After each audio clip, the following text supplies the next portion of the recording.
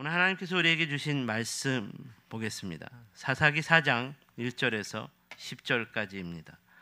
사사기 4장 1절에서 10절까지 말씀입니다.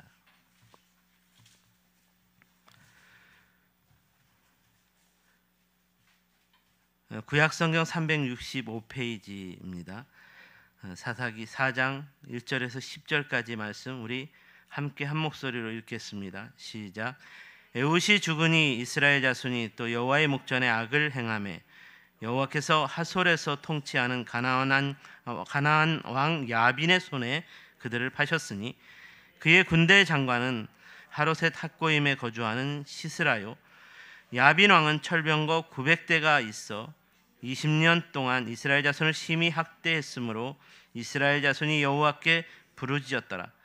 그때 라피도스의 아내 여선지자 드보라가 이스라엘의 사사가 되었는데 그는 에브라임 산지 라마와 베델 사이 드보라의 종려나무 아래에 거주하였고 이스라엘 자손은 그에게 나아가 재판을 받더라. 드보라가 사람을 보내어 아비노함의 아들 바락을 납달리 게데스에서 불러다가 그에게 이르되 이스라엘 하나님 여호와께서 이같이 명령하지 아니하셨느냐? 너는 납달리 자손과 스불론 자손 10,000명을 거느리고 다볼산으로 가라. 내가 야빈의 군대 장관 시스라와 그의 병거들과 그의 무리를 기손강으로 이끌어 내게 이르게 하고 그를 내 손에 넘겨주리라 하셨느니라. 바락이 그에게 이르되 만일 당신이 나와 함께 가면 내가 가려니와 만일 당신이 나와 함께 가지 아니하면 나도 가지 아니하겠노라 하니 이르되 내가 반드시 너와 함께 가리라. 그러나 내가 야빈이 가는 길에서는 이번에 가는 길에서는 영광을 얻지 못하리니 이는 여호와께서 시스라를 여인의 손에 파실 것임이라 하고 드보라가 일어나 바락과 함께 게데스로 가니라. 바락이 스브론과 납달리를 게데스로 부르니 10,000명이 그를 따라 올라가고 드보라도 그와 함께 올라가니라. 아멘.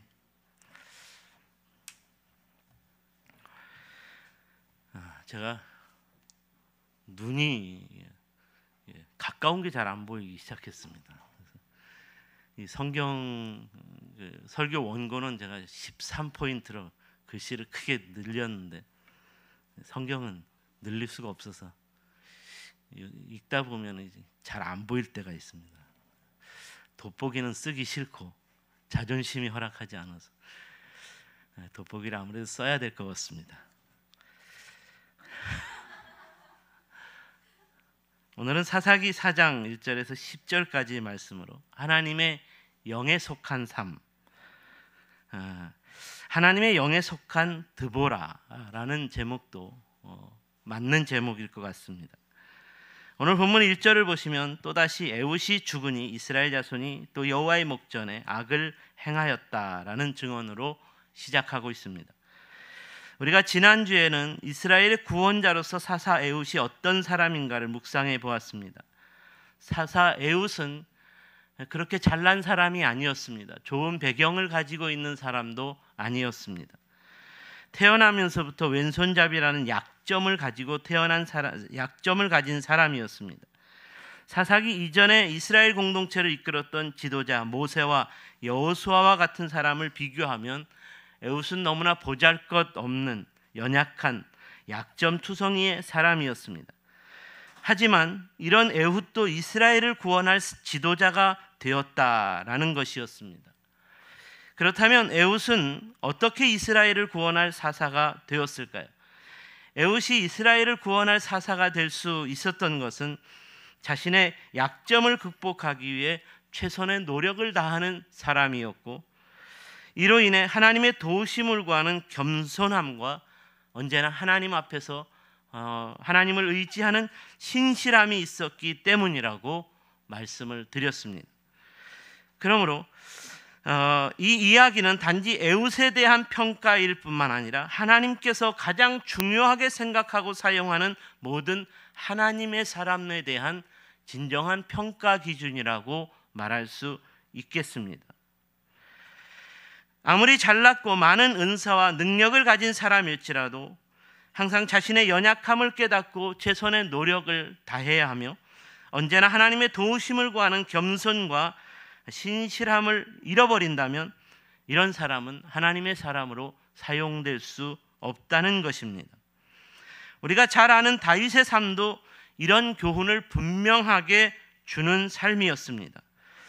어린 시절부터 다윗은 자신에게 맡겨진 본분에 최선의 노력을 다하는 사람이었고 하나님 앞에서 언제나 겸손하고 신실한 사람이었습니다. 이런 다윗이었기 때문에 블레셋의 장수인 골리앗을 물리칠 수 있었고, 이런 다윗이었기 때문에 목동의 신분을 가진 그런 가난한 보잘것없는 삶이었지만 이스라엘을 구원하는 지도자로 세워질 수 있었다는 것입니다. 하나님 앞에서 겸손하고 신실한 다윗은 하나님 앞에서 교만하고 신실하지 못한 사울 왕과의 싸움에서 마지막 승자가 될 수 있었다는 것입니다. 이렇게 하나님 앞에서 겸손하고 신실한 다윗의 삶이었기 때문에 하나님께서 그와 동행해 주심으로 모든 전쟁에서 승리를 거두며 통일 이스라엘의 왕국을 이룰 수 있게 되었다는 말입니다. 하지만 왕이 된 이후에 다윗의 삶이 달라졌습니다. 모든 일에 최선의 노력을 다하는 초심, 항상 연약한 자신을 깨닫고 하나님의 도우심을 구하는 겸손함, 언제나 하나님만을 의지해야 한다는 신실한 이 믿음이 식어버렸습니다. 그래서 이스라엘의 왕으로서 백성들을 지키기 위해 끝까지 싸워야 할 전쟁터로 나아가지 않았고, 이스라엘의 왕으로서 백성을 하늘처럼 섬겨야 하는 겸손의 마음을 잊어버리고 주인이 되고자 하는 교만한 마음을 품어 자신의 부하인 우리아의 아내 밧세바를 강간하는 죄악을 범했습니다. 이런 교만한 죄악으로 인해 그의 삶에서 하나님을 의지하는 신실함도 무너져 버렸습니다. 사랑하는 여러분, 하나님께서 중요하게 생각하고 사용하는 사람은 에훗처럼, 그리고 왕이 되기 이전의 다윗처럼 항상 하나님 앞에서 겸손하고 신실함으로 인정받을 수 있는 사람이어야 하는 줄 믿습니다. 그러므로 오늘 사사기 4장에서 에훗이 죽으니 이스라엘 자손이 또 여호와의 목전에 악을 행하였다라는 말은 더 이상 이 에훗처럼 하나님께서 중요하게 생각하고 사용할 수 있는 하나님의 사람이 없었다는 탄식이기도 한 것입니다. 결국 이스라엘은 또다시 실패의 늪에 빠지게 되었습니다. 그러므로 가나안 왕 야빈이 철병거 900대를 가지고 시스라라고 하는 군대 장관을 앞세워 또다시 이스라엘을 20년 동안 압제하고 핍박하는 통치를 했다라고 증언하고 있습니다. 하지만 또다시 반복되는 실패 가운데에서도 이스라엘이 하나님께 나아가 부르짖는다면 이스라엘을 구원해 줄 사사를 또다시 보내주시는 하나님의 구원 역사는 계속되었습니다. 그렇다면 하나님께서는 반복되는 실패 가운데 왜 또다시 사사를 보내주신 것일까요? 어둠에서 빛의 역사로 다시 회복되기를 바라며 포기하지 않으시는 하나님의 긍휼한 마음이 있기 때문입니다. 그렇다면 또다시 세워주신 이스라엘을 구원할 사사는 누구였을까요? 오늘 본문 4절을 보시면 그때 랍비돗의 아내 여선지자 드보라가 이스라엘의 사사가 되었는데, 이 말은 하나님의 영이 여자인 드보라에게 임하였고 드보라가 이스라엘을 구원할 사사로 세워졌다는 말입니다. 그러므로 오늘은 하나님의 영에 속한 사람 드보라를 통해서 우리에게 주는 영적인 교훈을 말씀을 통해 묵상해 보고자 합니다. 그 첫 번째는 하나님의 영은 남녀노소 누구에게나 임하는 영이라는 것입니다. 본문 4절에서 6절까지의 말씀을 보시면 하나님의 영이 여자인 드보라에게 임하였다는 것을 매우 구체적으로 증거하고 있습니다. 먼저 4절 보면 그때 랍비돛의 아내 여선지자 드보라가 이스라엘의 사사가 되었는데, 이 말씀에서 드보라에 대한 직책을 두 가지로 소개하고, 영적인 직책을 두 가지로 소개합니다. 하나는 여선지자였다라는 것이고 다른 하나는 사사였다라는 것입니다. 그러면 먼저 여선지자 드보라에 대해 생각해 보아야 합니다. 이에 대하여 본문 5절에서 아주 자세하게 증거하고 있습니다. 그는 에브라임 산지 라마와 베델 사이 드보라의 종려나무 아래에 거주하였고 이스라엘 자손은 그에게 나아가 재판을 받더라. 이 말씀은 드보라가 먼저 여선지자로 부름을 받아 이스라엘의 영적 지도자로 활동하고 있었다는 말입니다. 선지자는 뭐 하는 사람입니까? 선지자는 우리가 잘 알다시피 하나님의 영으로 기름 부음을 받은 자로서 먼저 하나님의 말씀을 듣고 깨달음으로써 백성들에게 하나님의 말씀을 가르치고 깨닫게 하는 영적 지도자입니다. 사람들이 여선지자 드보라에게 나아가 재판을 받았다는 것은 이미 이스라엘 공동체가 드보라를 하나님의 영에 속한 영적 지도자로서 인정하고 있었다는 말입니다. 또한 드보라에게는 사사로서의 영적 직책도 주어졌다라고 증거하고 있습니다. 그러므로 6절에서는 사사 드보라에 관해 이렇게 소개하고 있습니다. 드보라가 사람을 보내어 아비노함의 아들 바락을 납달리 게데스에서 불러다가 그에게 이르되 이스라엘의 하나님 여호와께서 이같이 명령하지 아니하셨느냐? 너는 납달리 자손과 스불론 자손 10,000명을 거느리고 다볼산으로 가라. 사사는 이방 군대의 압제로부터 이스라엘을 구원할 지도자를 말합니다. 6절 말씀을 보시면 이스라엘을 구원하기 위해 가나안 왕 야빈에 맞서 싸워야 할 사람으로서 이스라엘 군대를 이끄는 지도자로 바락이라는 사람을 소개하고 있습니다.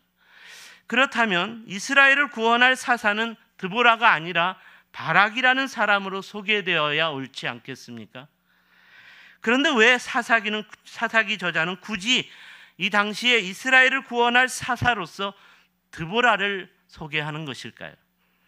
이에 대하여 이후의 말씀을 계속 읽어보시면 잘 알 수 있습니다. 계속되는 7절 말씀을 보시면 드보라가 바락에게 이스라엘의 승리에 대하여 이렇게 하나님의 말씀을 전합니다. 내가 야빈의 군대 장관 시스라와 그의 병거들과 그의 무리를 기손강으로 이끌어 내게 이르게 하고 그를 내 손에 넘겨주리라 하셨느니라. 만약에 이 드보라가 전한 이 하나님의 말씀을 바락이 이 말씀대로 그대로 믿고 여선지자 드보라를 통해 주신 하나님 말씀에 순종하여 이스라엘 군대를 이끌고 시스라의 군대와 맞붙기 위해 당당하게 나아갔다면 바락이 이스라엘을 구원한 사사로서 그 이름이 기록될 수 있었을 것입니다. 하지만 이후에 계속 기록되고 있는 8절과 9절 말씀을 보시면 바락이 그에게 이르되 만일 당신이 나와 함께 가면 내가 가려니와 만일 당신이 나와 함께 가지 아니하면 나도 가지 아니하겠노라. 이르되 내가 반드시 너와 함께 가리라. 그러나 내가 이번에 가는 길에서 영광을 얻지 못하리니 이는 여호와께서 시스라를 여인의 손에 파실 것임이니라.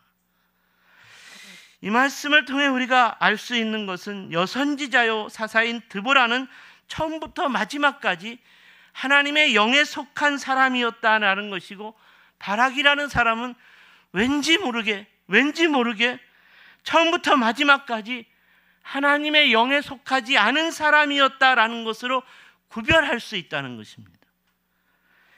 그저 바락이라고 하는 이 사람은 드보라라고 하는 사람을 의지하였을 뿐입니다. 계속되는 이야기 속에서도 바락은 이렇게 드보라라는 사람을 의지하였기 때문에 하나님의 사람이 아니었습니다. 하나님의 사람의 모습이 아니었습니다. 그러므로 비록 이스라엘 군대를 이끌고 시스라와의 전쟁에서 승리를 거두게 되었지만 적장인 시스라를 죽이는 참된 승리의 영광은 바락의 것이 아니라 어느 이름 모를 여인의 손에 그 적장인 시스라가 죽게 될 것이라고도 예언하고 있습니다. 저는 이 말씀을 묵상하면서 오늘날 한국교회 가운데에서도 본문의 여선지자 드보라처럼 하나님의 영에 속한 사람이 많아져야 한다는 생각이 들었습니다. 하지만 안타깝게도 오늘날의 한국교회의 영적인 현실 가운데 어쩌면 바락처럼 그저 드보라라는 사람의 펜에 속한 삶을 사는 것으로서 자신이 열심히 있는 신앙을 다하고 살아가는 신앙인이라고 착각하는 사람들이 너무나 많다는 것입니다. 얼마 전 청년 다니엘 기도회에서 어떤 목사님이 당신은 예수 제자인가? 예수의 팬인가? 라는 책을 소개했습니다.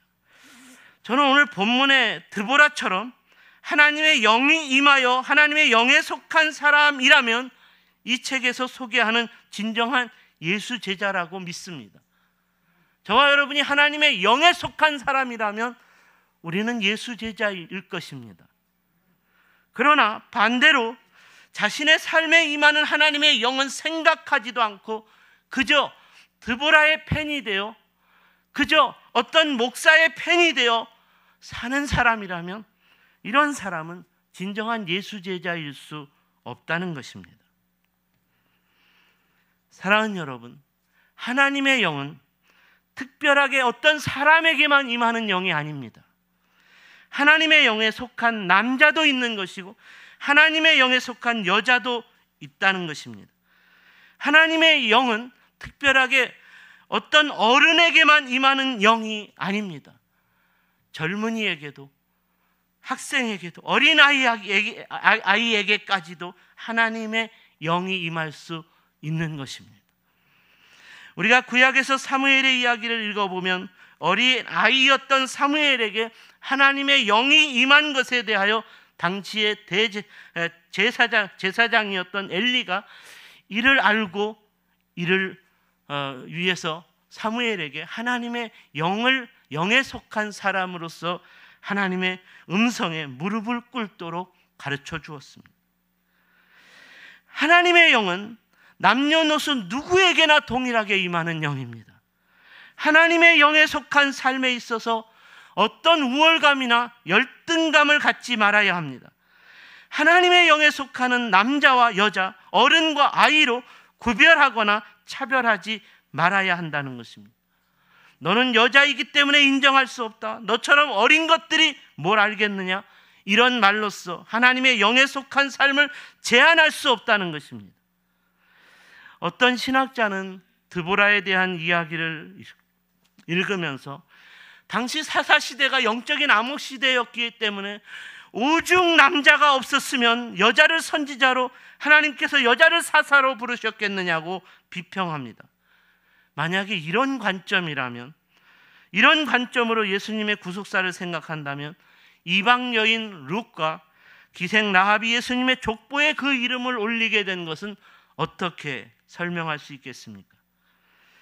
사무엘의 영적인 모태가 여인 한나의 기도, 어머니 한나의 기도였다는 것을 어떻게 설명할 수 있겠습니까? 에스더가 죽으면 죽으리라는 믿음으로 이스라엘 민족을 구원한 이야기는 어떻게 설명할 수 있겠습니까? 바라기는 오늘날 교회에서도 드보라처럼 오직 하나님의 영에 속한 사람이 필요합니다.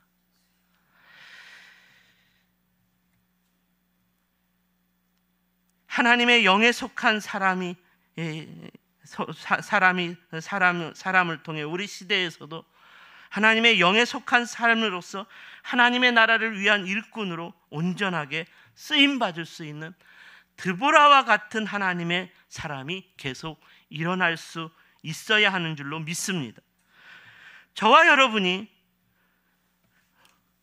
오늘 드보라와 같은 이런 하나님의 사람으로 우리 하나님께 부름을 받을 수 있게 되기를 주님의 이름으로 축원합니다.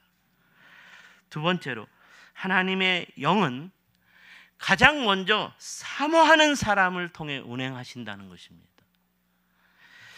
저는 사사기의 드보라와 바락의 이야기를 묵상하면서 두 사람의 영적인 수준의 차이는 남자와 여자의 문제가 아니고 하나님의 영을 누가 먼저 사모했느냐로 구분되어져야 한다고 생각이 들었습니다. 먼저 드보라는 여선지자였다라고 했습니다. 드보라가 여선지자였다는 것은 누가 보아도 하나님의 영을 사모하는 마음에 있어서 뜨거웠다라는 것을 도전하고 있습니다. 이런 차원에서 본문 6절 이하의 7절까지의 말씀을 보시면 드보라가 먼저 하나님의 영에 속하여 듣게 된 하나님의 명령을 바락에게 전해주고 있다는 것입니다. 드보라가 사람을 보내어 아비노함의 아들 바락을 납달리 게데스에서 불러다가 그에게 이르되 이스라엘의 하나님 여호와께서 이같이 명령하지 아니하셨느냐? 이스라엘의 하나님께서 나에게 말씀하셨고 너에게 명령하셨다.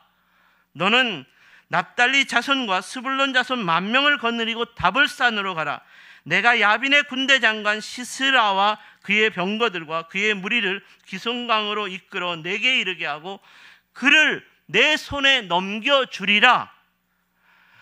이는 누가 보아도 드보라가 먼저 하나님의 영에 속하였고 이로 인하여 하나님의 말씀을 듣게 된 것으로서 이스라엘의 승리에 대한 하나님의 말씀을 또다시 바락에게 전해주었다는 이야기입니다. 그리고 계속되는 9절 말씀에서도 하나님의 영에 속한 드보라가 자신이 먼저 듣고 알게 된 하나님의 구원 역사에 대하여 계속해서 이야기를 전합니다. 이르되 내가 반드시 너와 함께 가리라. 그러나 내가 이번에 가는 길에서는 영광을 얻지 못하리니 이는 여호와께서 시스라를 여인의 손에 파실 것임이니라. 이는 바락도 이스라엘을 구원하는 하나님의 역사의 일꾼으로 쓰임을 받고 있지만 그가 하나님의 영광에 동참하게 되는 것은 반쪽짜리 영광이 될 것이다 라는 말이었습니다. 그러므로 이 말씀대로 바락은 전쟁에서 승리를 했지만 시스라를 죽이지 못합니다. 전쟁에서 승리의 영광은 적장을 죽이는 것에서 그게 달합니다. 정점을 찍는 것입니다. 결국 시스라를 죽이는 승리의 주인공은 어느 이름 모를 여인이 되었다는 것을 성경이 증언합니다. 결국 이 이야기가 주는 도전은 바락도 하나님의 영을 뜨겁게 사모하여 하나님의 영에 속한 하나님의 영에 속한 드보라처럼 하나님의 영에 속한 사람이었다면 이스라엘을 구원하는 사사로 그 이름이 당당하게 기록될 수 있었겠지만 하나님의 영을 사모하지 않았고 하나님의 영에 속하지 않았던 바락은 그저 사사 드보라가 없으면 불안하고 두려워서 아무것도 할 수 없다라고 말하는 사람의 종이었을 뿐이라는 것입니다. 진정으로 하나님의 영광에 동참하는 삶은 누가 먼저 하나님의 영을 뜨겁게 사모하느냐에 달려 있다는 것을 분명히 암시하고 있습니다. 19세기의 미국 선교 부흥의 역사가 세계 여러 나라에 그리스도의 복음을 강력하게 전파하는 선교 부흥 운동을 일으켰습니다. 우리나라에 들어온 언더우드나 아펜젤러 같은 선교사님들도 바로 이 19세기의 미국에서 일어난 선교 부흥 운동 때문에 들어온 분들이었습니다. 그렇다면 이 미국 선교 부흥 운동은 어떻게 시작되었던 것이었을까요? 미국 선교를 이야기할 때 건초더미 선교회라는 이 이야기를 선교회라는 이 선교 단체 이야기를 빼놓을 수가 없습니다. 당시에 미국은 각 교단마다 여러 선교 단체가 있었습니다. 교단 선교회가 많이 있었다는 것입니다. 그런데 이런 교단 선교회에서 해외 선교사를 파송하는 일이 거의 없었습니다. 이런 상황 속에서 사무엘 밀즈라고 하는 한 학생이 윌리엄 대학에 다니면서 그가 하나님의 영을 사모하여 친구 4명과 함께 정규 기도 모임을 갖게 되었는데 어느 날 기도 모임을 드리러 가던 중에 갑자기 내린 소나기 때문에 그 장소로 가지 못하고 건초더미로 피하게 되었는데 여기에서 세계 선교에 대한 이야기를 하다가 하나님의 영에 뜨겁게 사로잡혀 이들이 기도를 하기 시작하였고 이에 강력한 성령의 음성을 모두가 듣게 되었습니다. 이렇게 하나님의 영에 속한 4명의 학생들이 각 나라와 민족으로 우리가 선교사가 되어 나가야 한다는 학생 선교 부흥 운동을 여기에서 시작하고 계획하고 시작하게 되었습니다. 이렇게 탄생한 선교단체가 영어로 SVM, 학생 해외 선교 자원운동이라는 단체입니다. 이 선교단체로 인하여 우리나라뿐만 아니라 중국과 일본과 동남아시아, 아프리카 원주민들이 사는 오지에까지 수많은 미국 선교사들이, 학생 선교사들이 그리스도의 복음을 전파하기 위해 대학을 졸업하자마자 목숨을 건 헌신과 희생을 마다하지 않고 나아가게 되었습니다. 아펜젤러와 언더우드 선교사도 이 단체로부터 선교에 대한 도전을 받고 파송을 받아 우리나라에 들어오게 되었습니다. 누가 가장 먼저 하나님의 영을 뜨겁게 사모하느냐에 따라 하나님의 영광에 동참하는 일꾼이 될 수 있다는 것입니다. 바로 이런 차원에서 오늘 본문의 여선지자 드보라가 이스라엘을 구원하는 사사로 쓰임받을 수 있게 된 것도 누구보다 뜨겁게 하나님의 영을 사모하는 사람이었기 때문이라는 것입니다. 이스라엘에 드보라 같은 남자가 없었기 때문이 아니고 드보라가 여자였기 때문은 더더욱 아니었다는 말입니다. 드보라는 가장 먼저 하나님의 영을 사모하는 사람, 가장 뜨겁게 하나님의 영을 사모하는 사람이었고, 이로 인하여 하나님의 영이 운행하는 사람이 되었고, 그러므로 하나님의 영광에 온전히 동참할 수 있었습니다. 그러므로 우리는 사사 드보라의 이야기가 주는 교훈을 다시 한번 붙잡을 수 있어야겠습니다. 하나님은 어떤 시대인든지 하나님의 영을 가장 뜨겁게 사모하는 사람을 찾으십니다. 하나님은 무슨 일에든지 하나님의 영을 가장 먼저 사모하는 사람을 통해 일하십니다. 하나님의 영을 뜨겁게 사모하는 사람이라면 몸이 성취하는 장애인이라도 괜찮습니다. 하나님의 영을 뜨겁게 사모하는 사람이라면 어린 학생이라도 괜찮습니다. 나이가 많은 늙은 사람이라도 괜찮습니다. 갈렙이 나이 80에 이산지를 내게 달라고 도전할 수 있었던 것도 그가 하나님의 영을 가장 뜨겁게 사모하는 사람이었기 때문이었습니다. 바라기는 오늘 이후로 우리 세종샘 공동체 가운데에서도 이 드보라처럼 하나님의 영을 가장 먼저 사모하는 사람이 일어날 수 있어야겠습니다. 하나님의 영을 가장 뜨겁게 사모하는 것으로 인하여 하나님의 영에 속한 삶이 되어 하나님 구원의 역사의 주인공으로 쓰임받을 수 있어야 한다는 것입니다. 이렇게 하나님의 구원 역사의 주인공으로 쓰임받는 저와 여러분의 이름이 드보라처럼 이스라엘을 구원한 사사로, 드보라처럼 하나님의 교회를 그 시대에서 하나님의 교회를 통해 하나님의 나라를 위해 수고한 하나님의 사람이라는 이름으로 기록될 수 있기 때문입니다. 바라기는 저와 여러분의 이름이 세종샘 공동체를 통한 저와 여러분의 이름이 거룩한 이름으로 하나님 나라의 역사에 그 이름이 기록될 수 있게 되기를 주님의 이름으로 축원하고 축복합니다. 기도하겠습니다.